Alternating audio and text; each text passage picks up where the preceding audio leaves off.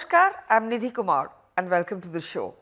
Today we make an honest endeavor to develop the scientific temper of our society. With this in mind, our focus for today's conversation will be the role of light pollution, also known as photopollution. This is the presence of artificial light in the night environment condition. As a major side effect of urbanization, it is blamed for disrupting ecosystems and spoiling aesthetic environments. Being able to see thousands of stars was a part of everyday life. But by allowing artificial lights to wash out our starry night skies, we have virtually lost touch with our cultural heritage. तो आज हमारे साथ studio में बहुत खास मेहमान मैं स्वागत करना चाहूँगी आप दोनों का. It gives me immense pleasure today to welcome Amit Sas, Shri Rajini Ranjan Rashmi ji, Distinguished Fellow, TERI, Earth Science and Climate Change. He's a former Special Secretary in the Ministry of Environment, Forest and Climate Change. बहुत काम किया आपने sir air pollution पे और हर तरह के environment hazards पे. बहुत स्वागत आपका. और हमारे साथ आज एक और ख़ास मेहमान जुड़े हैं श्री वी.के. शुक्ला जी जो साइंटिस्ट हैं and he is also done tremendous work on pollution. बहुत स्वागत आप दोनों का. Welcome to the programme. तो पहला सवाल मैं आपसे पूछूंगी रश्मि सर, आपसे जानना चाहूँगी कि किस तरह आप परिभाषित करेंगे लाइट पोल्यूशन को. So the light pollution, as we also know it as photopollution, it's basically caused by artificial light, the light created by humans. So it's also called anthropogenic light, which disturbs or affects the natural environment. तो ये कुछ 1870s की बात है जब light started being used as artificial light. जी, जब से लाइट का इन्वेंशन हुआ है वो थॉमस एडिसन के टाइम से शुरू हुआ. तो initially it has performed a very useful role in enhancing the social life and the economic activities of human beings. But over a period of time it has started affecting our the way we live and and the natural environment around us has started getting affected by the light pollution as we call it today. The pollution means anything which is excessive in nature, which affects the natural conditions and affects the public health. That is called pollution. So light, the way we are using light, the intensity of light, the kinds of light that we use, the indoor light and the outdoor light, its use and intensity has crossed certain thresholds which I think we should follow, and that is why it's a matter of concern today. It is creating certain conditions in our daily life which is affecting the public health, means health of human beings.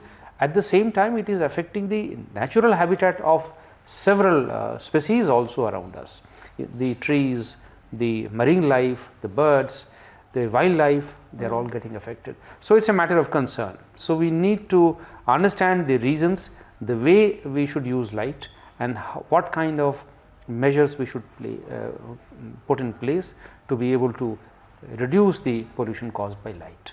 बिल्कुल. जैसा कि मैं अपने viewers से यहाँ बोलना चाहूँगी और कहना चाहूँगी, दरखास्त करना चाहूँगी हमारे शो के माध्यम से कि ये प्लैनेट जो है अर्थ, ये हम सभी का प्लैनेट है. This is for birds, for animals, for all kind of creatures. It's not man just alone, you know. So mister Shukla, आपसे जानना चाहूँगी, सर ने कहा मेरीन लाइफ, क्या कहना चाहेंगे आप? टर्टल्स को बहुत परेशानी हो रही है इसके होते, लाइट पोल्यूशन के होते, वो कैसे? जी, लाइट पोल्यूशन की वजह से जो एनिमल्स हैं उनके जो माइग्रेटरी पैटर्न है वो प्रभावित होते हैं. उसके अलावा जो उनके आपस के इंटरेक्शन हैं वो प्रभावित होते हैं, क्योंकि विभिन्न प्रकार की लाइट जब एक्सेसिव रूप धारण करती है या अवेलेबल होती है तब उनके जीवन पद्धतियाँ प्रभावित होती हैं और प्रे एंड प्रेडेटर रिलेशनशिप वो भी प्रभावित होती है. अभी कुछ स्टडीज़ ने ये बताया है कि जो टर्टल्स हैं वो जो ब्रीडिंग के लिए सी शोर पे आते हैं तो जहाँ एक्सेसिव लाइट होती है वहाँ पे वो कंफर्टेबल नहीं होते हैं और उनकी जो पैटर्न है, ब्रीडिंग पैटर्न है, उस पर बहुत ज़्यादा प्रभाव पड़ता है. कई हज़ारों की तादाद में वो मर गए हैं एंड वो मून को फॉलो करते हैं, मून की लाइट जो उन्हें दिखाई नहीं देती. जी, और इस तरीके से हमें इन सी शोर्स पे ये देखना पड़ेगा कि जो लाइट पोल्यूशन है उसकी अधिकता न हो, जिससे इनका जीवन प्रभावित न हो और क्योंकि ये इंडेंजर्ड स्पीसीज़ भी हैं कई जगहों पे, इसलिए उनके जीवन को बचाने के लिए हमें ऐसी परिस्थितियां पैदा करनी पड़ेंगी और पोल्यूशन, स्पेशली लाइट पोल्यूशन को कम करना पड़ेगा। ऐसे उपाय करने पड़ेंगे जिससे इनकी संख्या में वृद्धि हो। Absolutely, I do agree that turtles and animals and plants are not smart enough to understand what exactly is moonlight and what is not if they have the nocturnal patterns. जी सर, आपसे जानना चाहूँगी, आपने अभी भी कहा, इससे और आगे लेते हुए आप बताएं किस तरह का लाइट पोल्यूशन होता है, ग्लेयर क्या होता है, आपसे समझना चाहेंगे। Light pollution can take different forms. एक तो ग्लेयर है, excessive glare of lights particularly in outdoor environment। दूसरा है, लोग कहते हैं ट्रेसपास, जहाँ हमें नहीं चाहिए वहाँ लाइट मिल रही है। अगर कोई बहुत ग्लेयरिंग लाइट लगी हुई है पब्लिक प्लेस में, तो उसके आसपास जो लोग रहते हैं they can get affected by that, उनकी private life can get affected by that. And तीसरी जो चीज़ हम अमूमन आप देख रहे हैं आजकल कि because of large extent of use of lights in public area, particularly on the street lights, public places, the coastal areas, lighthouses, तो इससे भी lights which are facing upwards, जो scattered light होती है, उससे there is a general glow in the environment and that night sky gets affected, उसमें आप visibility आपकी कम हो जाती है। तो that glow is also affecting several abilities of humankind. You can't see the nighttime sky because of the urban glow. So glare एक बड़ी चीज़ है, ग्लो एक ख़ास तरह की चीज़ है, और दूसरी जो हमारी प्राइवेसी और हमारी जो डेली जो हमारा रूटीन इफेक्ट होता है वो लाइट से, वो एक तीसरी चीज़ है। It needs to be addressed in different means. जैसे ग्लेयर है, glare is something which can easily be addressed. The public lights are put in place by either municipal authorities और बाय कमर्शियल इंस्टीट्यूशंस, ऑर्गेनाइजेशंस। जैसे अपने फैसाड पर वो halogen lights या इस तरह की लाइट्स इस्तेमाल करते हैं, but that is for publicity, branding, commercial visibility. तो certainly this is something which can be addressed, it can be reduced, there can be regulations on that, and public light जैसे high mast lights हम use करते हैं public places में, उसकी अगर ज़रूरत नहीं है तो उसको वहाँ कम किया जा सकता है। तो इस ग्लेयर को कम करने से काफ़ी फ़ायदा होगा। बाकी दो तरह के जो आप बता रहे हैं यूसेज, उस पर बात करेंगे, पर यहीं पे हम लेते हैं एक छोटा सा ब्रेक। आप कहीं मत जाइएगा, देखते रहिए light pollution.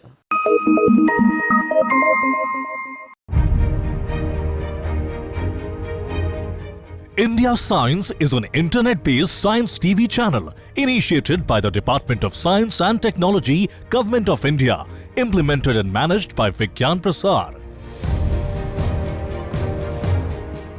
India Science on the URL www.indiascience.in is a bilingual channel with content in Hindi and English. It can be accessed on any internet-enabled device. This video platform is dedicated to science and technology knowledge dissemination with a strong commitment to spreading scientific awareness, especially with Indian perspectives, ethos and cultural context. The India Science mobile app can be downloaded from the Google Play Store and Apple Store.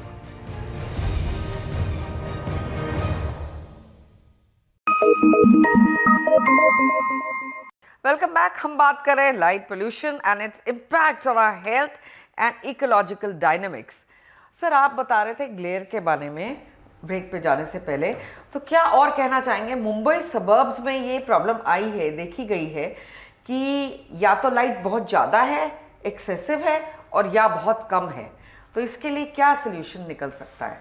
जी, जहाँ भी in fact जो public lights में growth naturally सबर्बन्स में सबसे ज़्यादा है, क्योंकि वहाँ लाइट इंटेंसिटी अभी कम है, तो इकोनॉमिक रीज़न से पब्लिक लाइटिंग का प्रयोग नेचुरली बढ़ता है उनमें।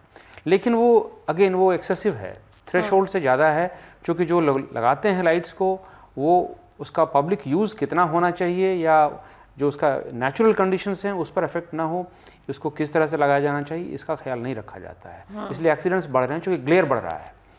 तो ग्लेयर को कम करने का बड़ा आसान तरीका है, क्योंकि light control devices can be installed on any installation of this kind, और ये कोई ख़ास एक्सपेंसिव या कोई बहुत रॉकेट साइंस नहीं है। It's just a question of how to regulate that installation. और तो उसमें chips can be installed, any municipal authority can do that, and some work has already started in this direction, but I think we need to make it a part of the mandatory protocol that whenever public lights are installed, they should have a chipping device which should help control the light glare beyond a certain time. Let's say after 11 o'clock, when you don't need harsh public lights, automatically the lights will start dimming, so that on highways and major streets such accidents are avoided. Because On it can be also painted white. क्या कहना चाहेंगे आप sir? बिल्कुल, कई बार ऐसा होता है कि जहाँ ये इंस्टॉलेशन होते हैं, जहाँ पे प्रकाश बहुत ज़्यादा होता है और वो अगर उनकी सही पोजीशनिंग नहीं है या उनको सही जगह पे नहीं फोकस किया गया, एक एंगल पे, बिल्कुल एक एंगल पे, तो कई बार एक्सीडेंट्स का खतरा रहता है। इससे पब्लिक लाइफ का लॉस बहुत ज़्यादा हो सकता है। और स्ट्रीट जब डिज़ाइन की जाती है, उसमें लाइटिंग की जो व्यवस्था की जाती है, उसमें उन अगर गाइडलाइंस को फॉलो किया जाए, जिसमें कहाँ पे हमें प्रकाश की आवश्यकता है, किस तरीके की लाइट लगाई जानी है और किस मात्रा में उनका वहाँ होना उचित होगा, इन चीज़ों को अगर ध्यान में दिया जाए तो इससे बहुत ही एनर्जी सेविंग भी होगी और पब्लिक लाइफ को भी हम सेव कर पाएंगे। करेक्ट, एनर्जी सेविंग भी होगी। जैसे आपने कहा, आपसे ये जानना चाहूँगी कि इससे एयर पोल्यूशन के ऊपर भी तो कुछ असर होता है, वो कैसे होता है? ऐसा है कि जब हम लाइट पोल्यूशन की बात करते हैं तो इसके माने हम एक्सेसिव यूज़ ऑफ लाइट की बात करते हैं, और जब हम इसको कंट्रोल करने की बात करते हैं तो हम उन एरियाज़ में जहाँ पे बहुत ज़्यादा प्रकाश है, बहुत ज़्यादा इल्यूमिनेशन है, उसकी इंटेंसिटी है, उसको कम करने की बात करते हैं। इसके माने उसको रेगुलेट करते हैं। तो जब हम एनर्जी सेविंग की बात करते हैं तो इसके माने हम उसके प्रोडक्शन को भी कंट्रोल कर रहे हैं। इसके माने हमें जो एनर्जी लग रही है उसके प्रोडक्शन में, उसको कोयला thermal power plant basically they produce the energy, and when we are controlling the when we are saving the energy, that means we are saving the resources. So a lot of greenhouse gases are generated while producing the energy. That way we are helping in controlling air pollution also. As well, yes. And it is also responsible for greenhouse gases, global warming, etc. So we are indirectly helping conserving resources also and reducing air pollution. Rashmi sir, ये देखा जा रहा है कि ये मुद्दा काफ़ी बड़ा है और इसको रेगुलेट नहीं किया जा रहा। अभी भारत की भी अगर बात करें, अन्य देशों की भी बात करें, एक स्टडी हुई है जिसमें ये पता लगा है कि नॉर्थ ईस्ट, आप नॉर्थ ईस्ट देख रहे थे कुछ समय पहले, तो नॉर्थ ईस्ट को छोड़ के, अरुणाचल वगैरह को छोड़ के, बाकी शहरों में लाइट पोल्यूशन बहुत ज़्यादा है। इसके बारे में आप क्या कहेंगे? इसका नेचुरल एनवायरमेंटल कंडीशन जो है उससे इसका ताल्लुक़ है। हमारे देश में भी जो जिन स्टडीज़ की बात आप कर रही हैं, तो उसमें यही पाया गया है कि जो स्टेट्स बेटर इन्वायरमेंटली मैनेज्ड हैं वहाँ पर लाइट पोल्यूशन का इंसिडेंस थोड़ा कम है रिलेटिवली। जैसे आसाम हो या मध्य प्रदेश हो या अरुणाचल हो, तो वहाँ लाइट पोल्यूशन कम है। वो both because of economic development but also because of the type of economic development, regulated economic development and the better use of light and energy devices. तो वो एक है, पोल्यूशन से उसका एक ताल्लुक बनता है। But I would come back to the issue of standards which you raised. Unfortunately there are no standards either globally और nationally in this area. The problem is felt, it has not been acutely felt in the past, but धीरे धीरे awareness इसके बारे में बढ़ रही है because of its impact on the public health and the impact on the natural environment, particularly marine life, turtles, birds. इससे जो ख़तरा पैदा हो रहा है, इससे हो रहा है एक्सीडेंट्स। तो इसलिए there is a need to at least establish protocols for putting in place lights that do not cause glare. Glow तो हम अवॉइड नहीं कर पाएंगे, क्योंकि the kind of urban environment which we have today, उसमें ग्लो पैदा होगा ही होगा। अगर पोल्यूशन लेवल हम नहीं कम करेंगे, बिकॉज पोल्यूशन से भी, पार्टिकल्स से भी रिफ्लेक्ट होती है लाइट, उससे भी ग्लो बढ़ता है। तो अगर हम पोल्यूशन लेवल कम करेंगे तो ऑटोमेटिकली लाइट का ग्लो भी कम हो जाएगा। सर, आपसे जानना चाहूंगी शुक्ला जी, आप ये बताएं कि कुछ मेट्रोज में पाया गया कि बहुत इंटेंसिटी है, because a lot of India's population is now living in cities, तो किस तरह ये तो बढ़ता ही जा रहा है, प्रॉब्लम संगीन होता जा रहा है। इसमें 2-3 इशू हैं। कुछ ऐसे स्थान हैं जैसे कि मॉल्स हैं हमारे, स्पोर्ट्स कॉम्प्लेक्सेस हैं, एयरपोर्ट्स हैं, ये ऐसी जगह हैं जहाँ बहुत ज़्यादा लाइट इस्तेमाल होती है। और कुछ स्टडीज़ में ये पाया गया है कि नॉर्मल जो लाइट है, जो आवश्यकता है, उससे कई जगह 20-30 टाइम्स ज़्यादा पाई जाती है। तो इन जगहों पे हमें ऐसे उपाय लाने होंगे जिससे हम एक ऑप्टिमम लाइट उपयोग कर सकें। और दूसरी, इसमें पब्लिक अवेयरनेस की भी बहुत ज़रूरत है, क्योंकि अभी बहुत सारे लोगों को, इवन अथॉरिटीज़ को, सिविक अथॉरिटीज़ को इस बारे में जानकारी कम है कि इसका कितना दुष्प्रभाव है और इससे क्या क्या नुकसान हो सकते हैं, और इसके कुछ फ़ायदे भी हैं। एक स्टडी की गई थी जिसमें ये पाया गया कि अगर हम एनर्जी एफिशिएंट लाइट को इस्तेमाल करें अपनी स्ट्रीट लाइटिंग में, तो अकोला म्यूनिसिपल कॉरपोरेशन ने एक एक्सपेरिमेंट किया था और उन्होंने सारी स्ट्रीट लाइट्स को चेंज किया एनर्जी एफिशिएंट लाइट्स में, और उन्होंने पाया कि करीब करीब 56% एनर्जी सेविंग हुई उनकी। सो इनडायरेक्टली इकोनॉमिक बेनिफिट भी उससे मिला, और जो एयर पोल्यूशन जिसमें भी कंट्रोल होगा, क्योंकि एनर्जी अगर आप बचाएंगे तो एयर पोल्यूशन भी कंट्रोल होगा जहाँ ये प्रोडक्शन हो रहा है एनर्जी का। और दूसरी तरफ ये जो एनर्जी है वो दूसरी जगह यूज़ हो सकती है, क्योंकि अगर आप बिजली बचा रहे हैं एक जगह तो उसका उपयोग दूसरी जगह हो सकता है जहाँ बिजली इसकी की खपत, खपत। तो इस तरीके से हम रेगुलेट कर सकते हैं चीज़ों को। इसमें कुछ रिसर्च की भी आवश्यकता है, क्योंकि लाइट पोल्यूशन का मानव जीवन पे, पशु पक्षियों पे क्या प्रभाव पड़ रहा है, इसमें और भी अध्ययन करने की ज़रूरत है, और उसी के मुताबिक हमें गाइडलाइन बनाने की ज़रूरत है। फिर उसको हम रूल्स रेगुलेशन में लाएं और उसको पालन करवाएं, जिससे कि इसका प्रभाव को नियंत्रित किया जाए। जैसा शुक्ला जी ने बताया कि अभी हम इस पर कोई हम रेगुलेशन की तरफ से तो कोई काम नहीं हुआ है, लेकिन आपको इन्फॉर्मेशन के लिए ये बताऊं कि गवर्नमेंट में एक प्रोसेस है for any project that is cleared by the government. There is an environmental appraisal process. उसमें कई एक्सपर्ट कमिटीज़ काम करती हैं। तो ये एक्सपर्ट कमिटीज़ को मेरे ख्याल से एक मैंडेट दिया जाना चाहिए, even if in the absence of a statutory standard, at least voluntary standards can be established और certain goals can be established. जो एक्सपर्ट कमिटीज़ को ये मैंडेट दिया जाना चाहिए कि वो लाइट पोल्यूशन को भी उसी हिसाब से एनालाइज करें, किसी भी कंस्ट्रक्शन प्रोजेक्ट में, हाईवे प्रोजेक्ट्स में, बिल्डिंग्स में किस तरह की लाइट से इस्तेमाल, रोड लाइटिंग प्रोजेक्ट में, हाँ, वो इस बात को एग्जामिन करें। जो प्रोजेक्ट प्रोपोनेंट है उसको ये ऑब्लिगेशन दिया जाए कि वो ऐसी लाइट इस्तेमाल करे जो ग्लेयर ना पैदा करे और जो ग्लो पैदा ना करे, और उसके प्रोटोकॉल्स करेक्टली फॉलो हों। जी, यहीं पे हम ले रहे हैं एक और छोटा सा ब्रेक। आप कहीं मत जाइएगा, देखते रहिए हमारा special programme on light pollution.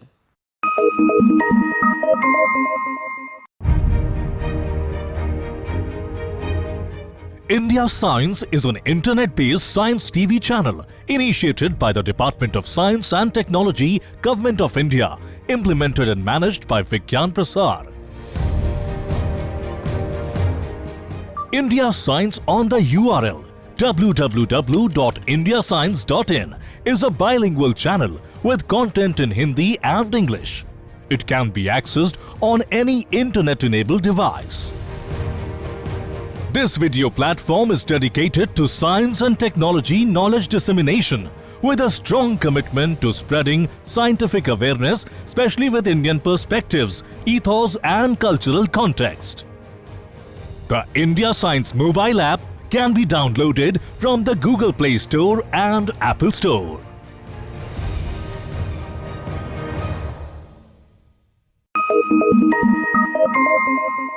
Welcome back. हम बात कर रहे हैं लाइट पोल्यूशन पे और क्या इसका इफेक्ट है पर्यावरण पे। शुक्ला जी, आपसे पूछना चाहूँगी अब मैं कि हेल्थ के बारे में अगर देखा जाए, पब्लिक हेल्थ के बारे में देखा जाए, so its effects are hazardous. Light pollution can cause a lot of imbalance and a lot of problems. अभी हाल में कोई लोग कोर्ट में भी गए थे क्योंकि शाइनिंग लाइट उनके बेडरूम में आती थी, तो क्या है ये आप? ये एक ऐसा मसला था जिसमें एक तरीके का पोल्यूशन जिसको लाइट ट्रेसपैस भी बोलते हैं, और ये मुंबई का केस था, और इसमें एक सीनियर सिटीजन थे जो सी बीच पे जिनका घर था, और उसी के आसपास एक ऐसा बिल्डिंग थी, कम्युनिटी सेंटर था, जिससे बहुत सारी लाइट उनके घर में आती थी और इन्फिल्ट्रेट करती थी, और उनको बड़ी तकलीफ होती थी अपने दिन प्रतिदिन के जीवन में। सो भी नहीं सकते थे। So he went to honourable high court, and वहाँ उनको रिलीफ मिली इस चीज़ से, और कोर्ट ने कहा कि उसमें लाइट को रिड्यूस किया जाए जहाँ से लाइट सोर्स था। और इससे ये तो प्रूव होता है कि लोगों को परेशानियाँ हैं, और ऐसे जो सिस्टम बने हुए हैं जहाँ पे कम्युनिटी सेंटर्स हैं या जो हाई इंटेंसिटी लाइट जहाँ से आ रही है, तो उसके आसपास के रहने वाले लोगों को तकलीफ़ें हैं, लेकिन ऐसी कोई मैकेनिज्म रिड्रेसल की या रूल्स एंड रेगुलेशन हो जिससे वो अपने आप उनको हाई कोर्ट या कोर्ट में जाने की आवश्यकता न पड़े, और उनका जो मैकेनिज्म हो जिसमें सफलता मिले, उनको सॉल्व हो जाए। बिल्कुल। रश्मि सर, आपसे जानना चाहूँगी, आप सरकार से क्या कहना चाहेंगे? इंडोर आउटडोर लाइटिंग में किस तरह के रेगुलेशंस होने चाहिए, और क्या कहेंगे आप इंडोर लाइटिंग के बारे में या आउटडोर लाइटिंग के बारे में? देखिए, हमें इसमें दो चीज़ों में फ़र्क करने की ज़रूरत तो है। इंडोर लाइटिंग एक अलग समस्या है और आउटडोर लाइटिंग अलग समस्या है। इंडोर लाइटिंग, जहाँ तक मेरा ख्याल है, बेसिकली बिहेवियरल चेंज का इशू है, सोशल बिहेवियर का इशू है, क्योंकि आज तक आज हम जिस तरह के अर्बन इन्वायरमेंट में रहते हैं उसमें इंडोर लाइटिंग अवॉइड करना मुश्किल है। जहाँ छोटे छोटे कंजेस्टेड छोटे छोटे फ्लैट्स में रह रहे हैं, आप झुग्गियों में रह रहे हैं, आर्टिफिशियल लाइट्स की आवश्यकता तो है उसमें, लेकिन वो किस तरह की लाइटिंग हम इस्तेमाल करें ताकि ट्रेसपास की प्रॉब्लम पैदा ना हो। तो ट्रेसपास तो बाहर जो आउटडोर लाइट्स हैं वो आपके घरों में आ रही हैं, आप अनवांटेड टाइम पर जब आप सोना चाहते हैं उस समय भी आपको ग्लेयरिंग लाइट्स से आपको परेशानी हो रही है, वो ट्रेसपास है। तो उसको सर्टनली हम किसी पब्लिक पॉलिसी के तहत एड्रेस कर सकते हैं। लेकिन लेकिन जो इंडोर लाइट्स हैं, जैसे हम सोते समय स्मार्टफोन्स यूज़ करें या आईपैड यूज़ करें, वो कई बार बिना लाइट के या ज़्यादा लाइट के, ज़्यादा एक्सेसिव लाइट्स यूज़ करें कमरों में, तो इसको सर्टनली हम अपने बिहेवियर से, अपने अवेयरनेस बढ़ा करके ही कम कर सकते हैं। इससे हमारे अपने हेल्थ पर असर पड़ता है, लेकिन ज़्यादातर लोग इस बात को महसूस नहीं करते कि ये एक ऐसी चीज़ है जिसे रेगुलेट करने की आवश्यकता है। तो इस पर कोई रेगुलेशन तो नहीं हो सकता, लेकिन इस पर सर्टनली बिहेवियरल चेंज और सोशल अवेयरनेस बढ़ाई जा सकती है। तो इंडोर लाइटिंग ऐसा इशू है जिसमें जो लाइटिंग कंपनीज हैं वो साथ साथ इसके लिए एक सोशल कैंपेन चलाएं कि भाई इस तरह की लाइटिंग आप अपने घरों में इस्तेमाल करें। आजकल डिमिंग डिवाइसेस हर जगह मिल गई हैं, डिमिंग डिवाइसेस बिल्कुल हर जगह हो गई हैं। Energy less energy consuming, energy efficient devices आ गई हैं मार्केट्स में, तो उनका स्टैंडर्डाइजेशन किया जाना चाहिए और इससे हमें इंडोर लाइटिंग का पोल्यूशन पर असर पड़ेगा। बिल्कुल। शुक्ला जी, आपसे जानना चाहूँगी, अभी हाल में एक स्टडी हुई थी जिसमें माइग्रेटरी बर्ड्स 50,000 की तादाद में वो बर्ड्स जाते जाते मरी हुई पाई गई because of the light pollution.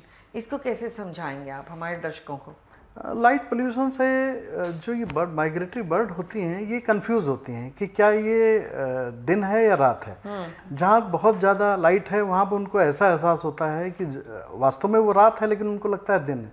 तो जहाँ वो मूव करती हैं उनमें एक बिहेवियरल चेंज आता है, जिससे उनके जो लाइफ साइकिल है और जो उनका पैटर्न है लाइफ का, वो डिस्टर्ब होता है। कई बार ऐसा देखा गया है कि उनके स्वास्थ्य पे भी प्रभाव पड़ता है, और जहाँ वो जाना चाहते हैं उनके जो मूवमेंट है उसको भी ये अफेक्ट करता है। बिल्कुल।